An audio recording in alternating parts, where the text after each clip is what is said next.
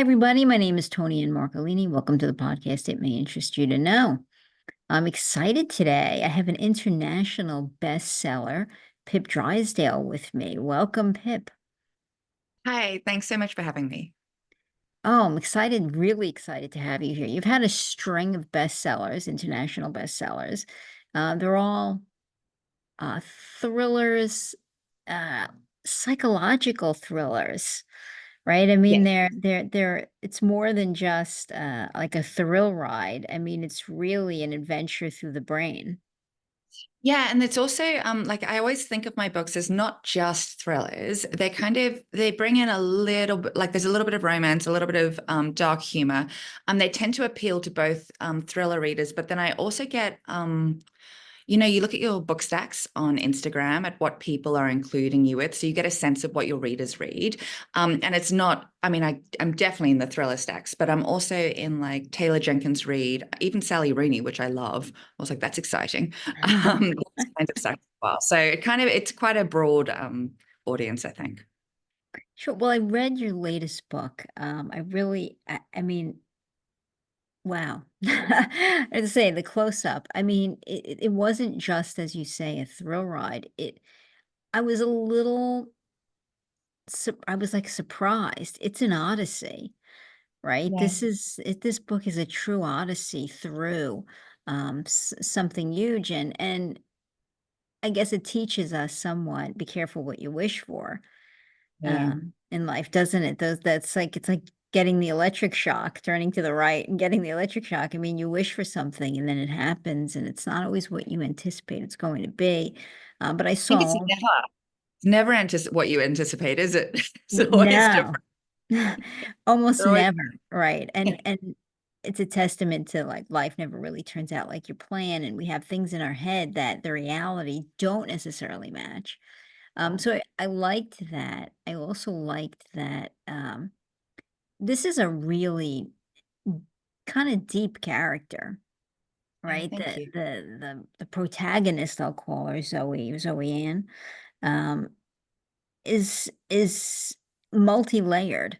I really like that. I like that in a female character. Too often you read books and they are very one-dimensional in who they are. And she's definitely not one-dimensional. So I enjoyed that quite a bit. Thank you. Thanks so much. I really like, I love all my characters. By the time I'm writing them, they feel very real to me. And I put a lot of love and like blood into my characters. So it's always good to hear. Thank you. So what is your creative process? I have to know. Because some people tell me that, they have to they think for weeks, they sort of know everything ahead of time. And other people have said to me, you know what, I don't know until I sit down at the computer and then the characters sort of tell me, right? They're in Yeah. my head running around. I see them, they tell me, and then I just go by the seat of my pants. What's your process? Mine's somewhere between the two. I definitely, when I'm writing a book, I can see the scene playing out in my mind. Like I can see it very vividly, like a movie, and I'm basically just writing down what I'm seeing. Um, but and then obviously changing it and editing a lot, okay? But that's the process. But I feel like it usually starts with an impulse. Like with this book, I was I sat down at the computer because I had to write a new book and I had no idea what it was going to be about, really. And I just started writing that first intro passage, the one about the light in LA and about how Yeah. it makes it like glimmer and glitter. And because that was one of the things that really hit me when I first went to LA. It was that two things. One, I just was hit with this narcotic sense of possibility, which I actually stick in the line in the book. When I got off the airplane, it felt like anything could happen there. And I was also really struck by the light. And so in this book, I'm talking about how, the light symbolizes hope, and hope can take you to the best places or the worst places. Um, so, so yeah, it started with that first impulse. And then I got to the end and I was like, I started, then I started kind of thinking about what the actual story was going to be. And I had a really good idea. I had that idea about, well, I thought it was a good idea. I had the idea about someone writing a book and then somebody, a stalker, using that, everything that happened in that book against her. So then it was about framing it around that. So, and trying to bring in other things that were interesting to me. But I have to say, I definitely don't plan it out ahead of time. I wish I did. I feel like it would be a lot easier and a lot less stressful if I did it that way, but I can't. I just don't know ahead of time what should happen or exactly who someone is or exactly why they're doing what they're doing. That reveals itself to me. And often I'll get halfway through and I'll go, oh no, I did not see that coming. And then it will, but it's Mm. exciting for me, and then I'll go back and recalibrate things. And yeah, so it's a little bit of both. Like I start with some idea of what I want, what I think I want to happen, and some idea of the general plot points. And then I kind of feel my way between those. But those plot points will shift. So yeah. I'm always curious, for writers who are creating, um, I don't know, maybe what the best word is, but creepy characters.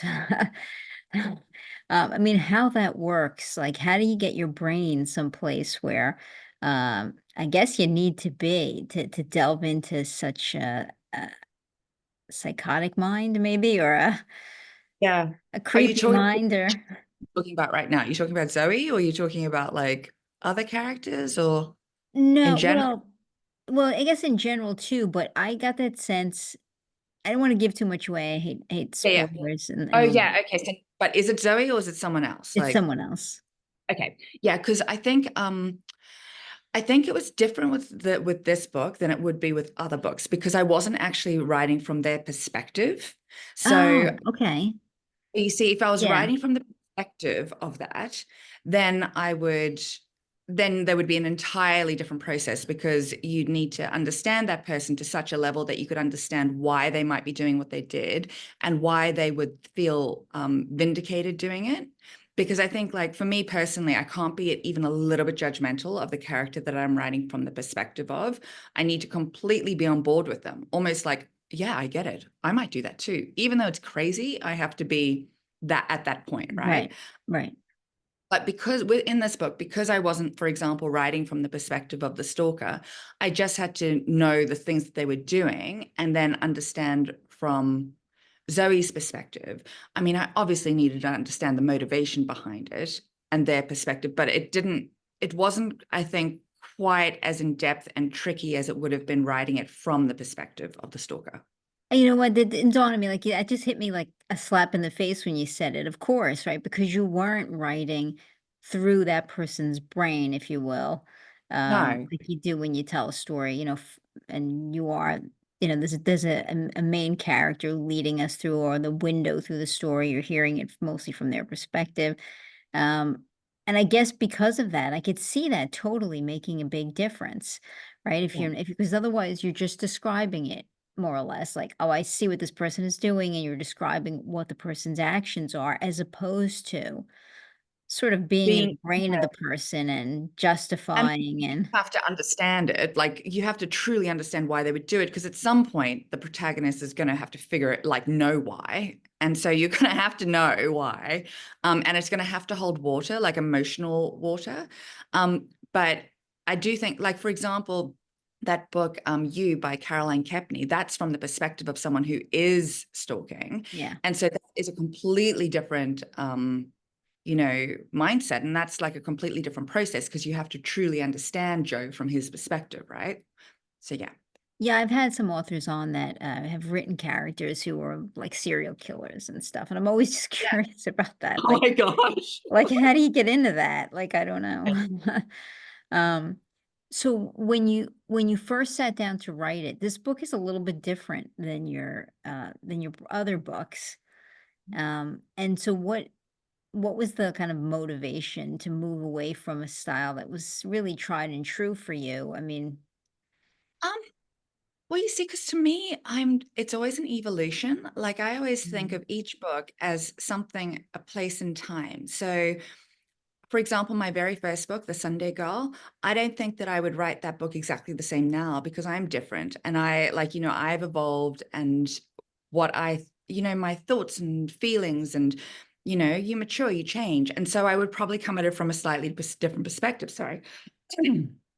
But I love that book and I love how it is. And similarly with the close up, like, it was a particular 2 years in my life where I was coming at it from a very specific voice. I would write it differently now. I don't know how I'd write it differently because I love it how it is, but I know that you change as you grow. And so your next book is always going to be a slight deviation. It's not like I sat down and thought, right, I'm going to write something complete. I'm going to write something different, because it's not completely different, but like it's still very much me, but I kind of, it comes out that way. Like I wish it was more strategic. And I sat down and I had this great, well, now I'm going to do this, but that's not how it is. It's just kind of whatever's exciting to you and interesting to you, or you're working through, or you've noticed on, like, in the world, like all of that comes together and you make what you make.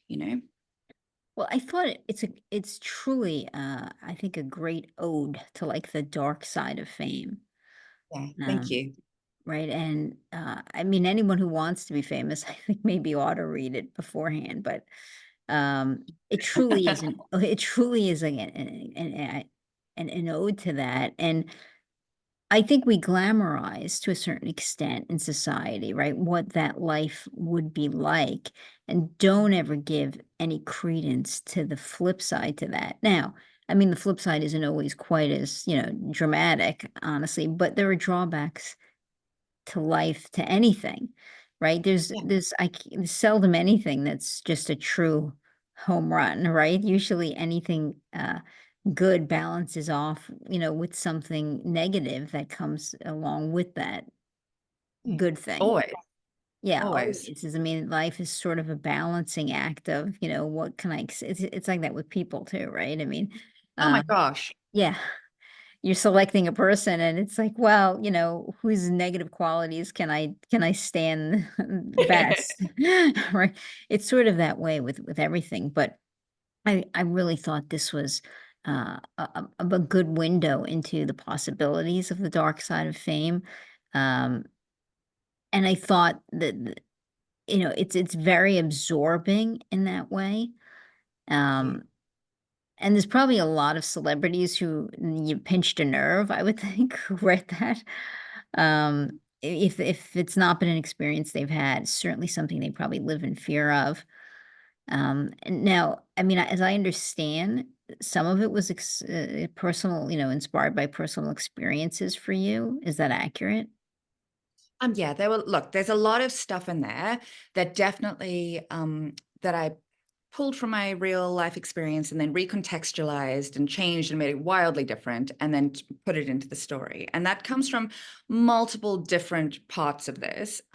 Some of them are more benign than others. So, like, the more benign ones are, for example, I have definitely experienced writer's block. So I can talk about that from Zoe's perspective, because I know exactly what that feels like and how, like, paralyzing it is, and how you just want to make something great, but every time you write a sentence, it's the worst thing ever.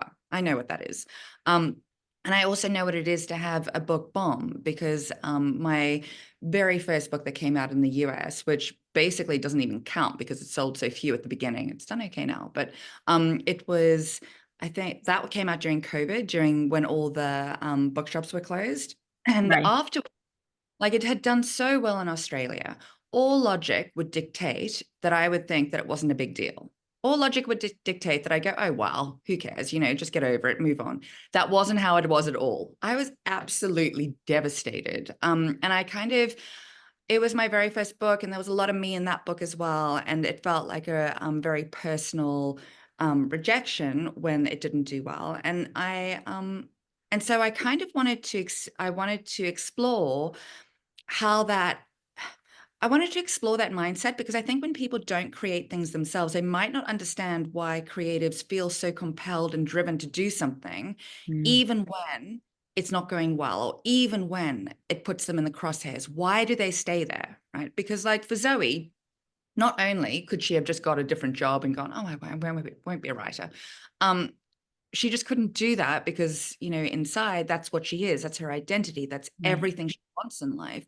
But also, I was quite interested in exploring, with the stalking, how, for her, because she was a creative, she fans and people had a huge amount of access to her. So they could read her work and they could figure things out from her about her because now she was in the press, but she wasn't actually famous. She was fame adjacent. So she didn't have the resources available to her to go and hire bodyguards, security, have great, huge houses with security systems, big dogs. She was kind of in this extremely vulnerable place because she was more available to the public than somebody who wasn't in the public eye, but less able to protect herself than somebody who was famous, like Zach, for example, right? Right, right. I think that that's another thing that I don't think people really think about, you know? Yeah, I mean, it's very despite what it seems like we're talking about, like, a lot of dark humor and the like, but it's very witty, and I love Thank witty you. to my reading, And me right, because oftentimes you don't get that. yeah, And like you mentioned, like sort of the upper echelon of writers who are writing that's what they manage to do.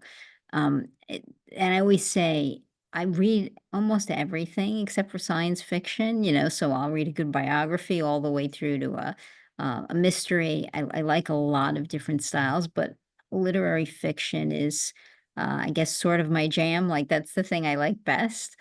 And I love a book that can combine those things for me, thank right? you. That I don't get the feel of just like, okay, I get it. There's a thrill ride. We're going to jump from the plane. We're going to have all these exciting action adventure kind of scenes, So and I can read that sort of stuff and but give me like the sort of messy read, where Yeah, there's a lot of, like, personal stuff going on while the story is peeling away for me, um, the kind of thing I like best, and I thought you really nailed that, right? I thank you. really liked that because while it's a thriller or a mystery, it does when you read it, I have to say, it's got that literary fiction, Oh, thank feel you. to it, and that appealed to me a lot. I mean, I was scared to death, honestly, reading it, Yeah. but but I did Yeah. like I did like the literary fiction vibe to Well, it. and also because she was a writer, I really wanted the voice to be sort of literary fiction. I wanted it to have some kind of there needed to be a sense of poetry in some of the lines because she's a Sure. writer. I was a big fan of the semicolon in this book because, she's a writer. That's what we are. We're into this stuff. So, And I thought there were lots of little, you sort of allude to different pieces of literature, so, like, in different parts of it, which I thought I liked too. yeah, and it was awesome actually because I got to put some of my favorite books in there and then read the others. So it was yeah, it was good. And that like there's you probably would have picked this up, but the reason she's reading at the Great Gatsby at the beginning is because essentially she wants to like write the great American novel and she ends up kind of living one. And also there are quite a few nods to Gatsby in there. They're very low key and you'd have to look into them, but yeah, there are. Yeah, and actually, The Great Gatsby is my favorite novel, really, of all Oh, time, so really? I love it. so I found that sort of an interesting draw for me. Yeah. I want to know how it affected you, though, that you kind of have a background, as I understand, from many countries, right? You didn't just grow up in Australia, though you have a beautiful, really lovely accent. But you had pieces of like New York and Canada and Africa, all different places. What is that? How did that impact you? And what does that bring to your writing that's different Okay, so I think, I mean, as a person, it probably impacted me in all sorts of ways. Like, it's always hard to say, isn't it? Because you don't know exactly who you'd be if you hadn't without had a it? life. That is just who you are. That's what you experience. You don't know, right? Um, I think as a writer, what it does though is that when you're moving a lot, especially when you're a kid, you kind of you're hit by images and the way things are in a place, and you're comparing them with other things because you're trying to make sense of them and figure out, like, you're trying to figure out your new reality, and you're trying to make friends in a new school, and so I think I probably am hardwired to make those snapshots of places when I go to there, especially, and I never really travel just for travel's sake. I usually spend time like living in a place, or if I'm doing a research trip, I'll really get into the nitty gritty of like how people live there as opposed to just doing the touristy things. Um, because that's what's interesting to me. But I think moving around so much means that, for instance, when I went to LA for the first time, I was immediately struck by things that, like the light and the sense of hope, and like what the people were like and how it was really like compared to what I'd seen on TV, because it was very different. Like the LA I'd seen on TV had an amazing Venice Beach where everyone like had loads of muscles and was like tanned and like oily, right? And like and they were usually roller skating or skateboarding. The version I saw wasn't like that at all, you know. And the seagulls, they were just like they looked a little bit sick and huge. And I just like this stuff really struck me because I think I'm hardwired to take those snapshots and compare them with A, what I was expecting, and B, with other places, you know? So that's probably how it impacts me. I don't know though. Yeah, I mean, I like to say that I think humanity in general, there are themes and that are just in common, right? That Yeah. people have in common. I think people in the 1600s love their kids, right? And were jealous, and you know what I mean? I think they experienced all the same things we experience now. And so I like to think that we're very united in that, no matter where you are, whether you were on the continent of Africa, or you're in Australia now, or no matter where you are. I mean, I assume you're seeing similar themes, right? Because it's the reality. When people live a life, they experience a wide range of emotions and People are truths. people. Like no matter where they are, people are people are people. And I truly believe that too about like in the 1600s. If you look back at stuff, you think, how much have we actually changed? I don't think we really have, you know? Yeah. So I completely agree. But it's more, there are certain things that are specific to cities or like, for Oh, example, if agreed. right, like if I was going to write The Dark Side of Fame, it has to be in LA, right? I mean, like, because it has to be the place that people quintessentially think about as something to do with fame. I wouldn't have, as much as I could have put it in London or New York, it wouldn't quite have rung true as much because it wouldn't be like fame central, right? Oh, I agree completely. I think there are nuances in for places where you may live, and the people are different in that regard, right? No matter where, different areas of the world where you live, there's just something that makes you unique. If you go to New York, it's just But it's the New York, underlying right? stuff is the same. Like the deep stuff is totally the same. Right. But the Yeah. the outer parts, I think that what make those areas unique to them, that's where you find your differences. And I would think that brings a great nuance to characters, right? Where you can capture what somebody from that area might be like. Which Uh, was the other, it was good to make Zoe British because I wanted her to be someone who, I mean, a lot of people aren't from LA, but I thought if she was actually an outsider, you know, outsiders are always going to see things a little bit more objectively than people who were born and bred somewhere. So that allowed me to explore that. did you write this at night? Sometimes. It's like I tend dark to out. You weren't terrified. no, I wake up so early in the morning, like, and then I put on coffee and I start writing before I can like talk myself out of it, and my inner critic wakes up. So a lot of it was dark, but it wasn't always at night. Sometimes it was just very early morning. Well, there are certain parts of it I will say I will put in. I mean, this is a just a fascinating page turning read, but it's a little scary. I mean, And I right. wanted it to be scary also in a real world way. Like, you know, when you get to the end and you're looking at it and you're like, yeah, that is like true. Do you know, like as opposed to this nice little neat kind of bow. I mean, I'm actually not averse to nice little neat bows. I've done that in other books, but Oh, for and you this didn't end it with a nice, neat little bow. no, this one I wanted like I don't know. It was fun. It was just what I really wanted to do. So that's what happened. I mean, I will say that. I mean, it's not a typical ending. No, Uh, it's definitely not. right, for a book. So I mean, guys, you got to read this book. I mean, when I was kind of slack-jawed when I got to the end. Um, Good. and then I guess that's the reaction you probably wanted, but Ian, you definitely got it from me. I was stunned. Thank you so much. Yeah, I was actually worried when I handed the first draft and I was like, oh, will the editors let me do it? But they did. So that was good. Yeah. Yeah, I mean, I get it. I mean, but that I guess that's sort of, your ending sort of justified the trip. Yeah, totally. It was Yeah. necessary. Like it was absolutely necessary. Without it, it would just be like, thriller. Like, but Right. with it, it's got some weight and power to it, and like it's actually saying something. Yeah. It definitely said something. I mean, really, it's a well thought out, well written book. I thought with a lot of like humor and just reality in there. The people. It's messy. Uh, it's all sorts of messy, guys, from my fellow literary and genre people. I mean, this is just it's all about just people and mess and you like it. But I mean, I thought hang on till the end because you're just going to be blown away. This Yeah. was a really interesting read. I mean, I think it's coming out, right? It's being publicly released in December. Am I correct? Yes, December 3rd in the US Yeah. and Canada. Comes out in Australia like a month before. So it's coming out in Australia in like 5 days. I'm like manic.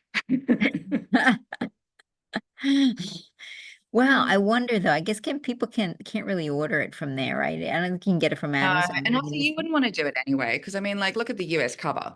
It's just too pretty. And you know what? I will say this. I then envisioned that to be Zoe. Yes, exactly. And it totally was Zoe. That's exactly what she looks like in my mind, but with like eye bags because she's tired. She doesn't want to have them fixed. Yeah, that was exactly her for me by virtue of the cover. So I do agree with you. It's a very nice cover, and I think Yeah, um I think you're gonna be blowing people away here in this country. I know this is the first really big release, even though you've had it a is. string of international bestsellers. This is the first one really launching here in the U.S. And I think people are gonna know your name really quick. Oh, thank you so much. And thanks so much for talking to me about it. And thank you so much for all your insight. Like you've clearly read it and thought about it. So it was cool. Yeah. Yeah, well, I'm a big reader. I read a few books a week, and when I do the podcast, I always read ahead of time because I like to pick your brain. Yeah, Right? cool. Right? It's like while I'm reading, I'm thinking like, what? What? Yeah.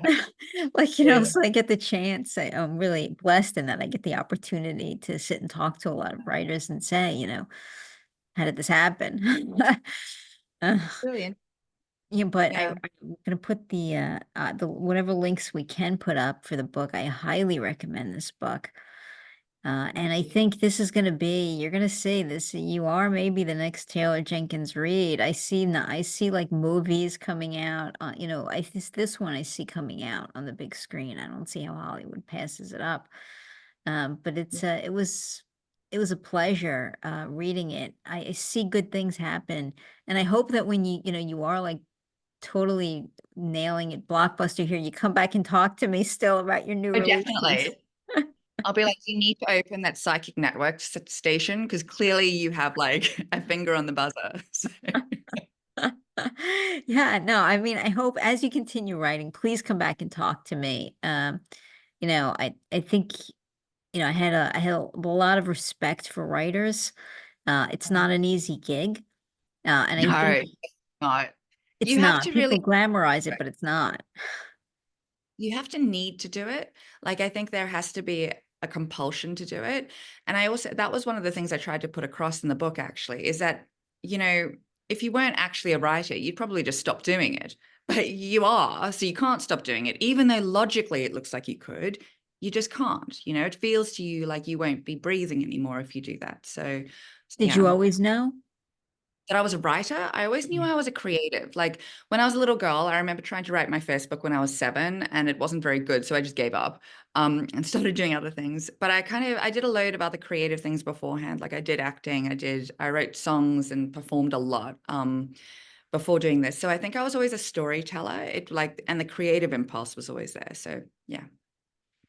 Yeah, but now you can't see yourself doing anything else. No, I really can't. Like this is Mhm. it for me. It's almost like those were things I did. and I enjoyed them and I loved them and they were parts of me, but this is what I am, if that makes sense to you. It does make sense. Yeah. And it's Yeah, like I you think once most you know, like, this is what I am. And a lot of the time, the thing that you are, the thing that you naturally are, is the thing, well, for me, was the thing I rejected most mhm. because I don't know why. It's so fun. It's so funny. If something is naturally you, you just kind of go, well, I think I'll do everything else. you know? Isn't there a tendency sometimes to hide that? Yeah. Right, to bury some of that. Sometimes I think we have a passion for something and we tend to bury it beside behind what is maybe more practical or less revealing. Yes, I, exactly. Because a book is very revealing. You have to bleed into it in order to like um give it a life force and like a heartbeat. So oh, I completely agree with that. I mean, you yeah. do, right? You do have to you leave so much of yourself on the page that Yeah. lets readers get a little glimpse while it's while they're ideas and fictionalized, and I get that, but I mean people still get a glimpse of you, and I think to Yeah. create anything and then to put it out there and say, okay, look, I made this, so look at it now and judge it, right? That's Yeah, it's that's not terrifying. easy, is it? No, it's not. Like, because everyone's gonna But come along and you're afraid, what will people say? Will people like it? Like, even if you like it, there's that fear, and I think we try to protect ourselves from that. So maybe there's a little of that.